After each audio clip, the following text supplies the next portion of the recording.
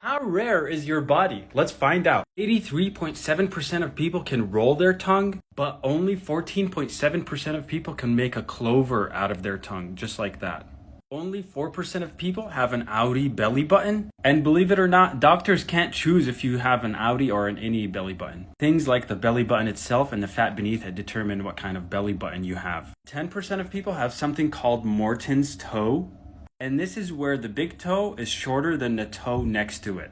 The Statue of Liberty actually has a Morton's toe too. Only 1% of people have a double row of eyelashes. Although you guys think this might be something you'll be jealous of, but this causes a lot of problems. Next, 2% of people naturally have red hair. In order to have a child with this hair color, both parents must possess the gene. And while redheads make a tiny part of the population, one study found that there's 30% of ads that have redheads in them. Like and follow for more.